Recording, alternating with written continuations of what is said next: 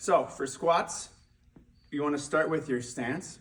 Everybody's hip anatomy is different. So if some people say, oh, you need to squat with super wide, or you need to squat super narrow, they might be correct. Both of them might be correct, depending on what your hip anatomy is. So what is best practice is to just play with it and see, all right? In general, most men have narrower hips, so we'll have a narrower squat stance. And in general, most women have wider hip anatomy, so you'll have a slightly wider stance. But that's not true for everybody, all right?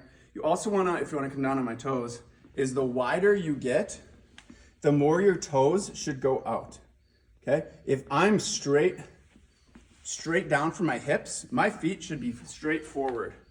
And you want your knees to track, to cover your toes.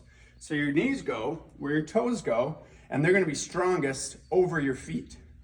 So if I spread my feet a little bit, my toes spread a little bit, and then my knees will track directly over my toes, so my knees are over my feet. Everything should be right over your feet.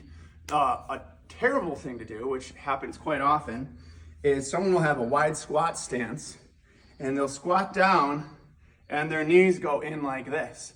Your knees have no support underneath them at this point, and there's a ton of tension on that, and you're gonna hurt your knees eventually. That's bad news. So one thing to practice is driving your knees out. Maybe you need to strengthen your hips if that's the case, so that they can track straight over your feet, over the direction of your toes, all right?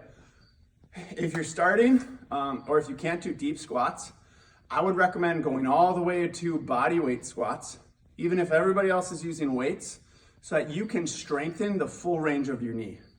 What sense does it make if you're really strong at squatting from here to here, but from here to here, you have no strength, no mobility at all? So start from zero and build up so you can do strong, heavy squats through your full range of motion.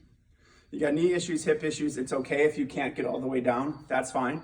Whatever your full depth is, work on that with body weight squats. I'm gonna show you a good way to do that is either with, you can use a door frame at home, put your fingertips on the door frame for support, or if you have a post, you grab on here, and let that guide you straight down, and you can pull on it to help you get back up for practice, okay?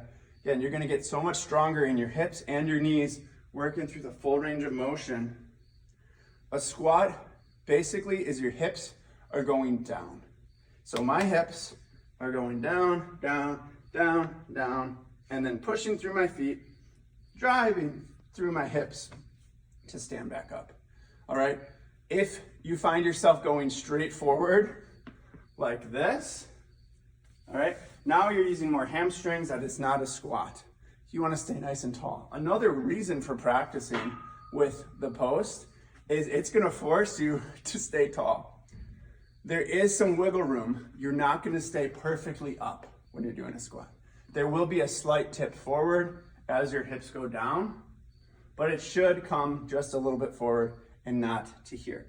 Another reason to avoid doing that is you're gonna add so much stress on your low back by coming forward, all right? So chin up, chest up, find a stance that works for your hips.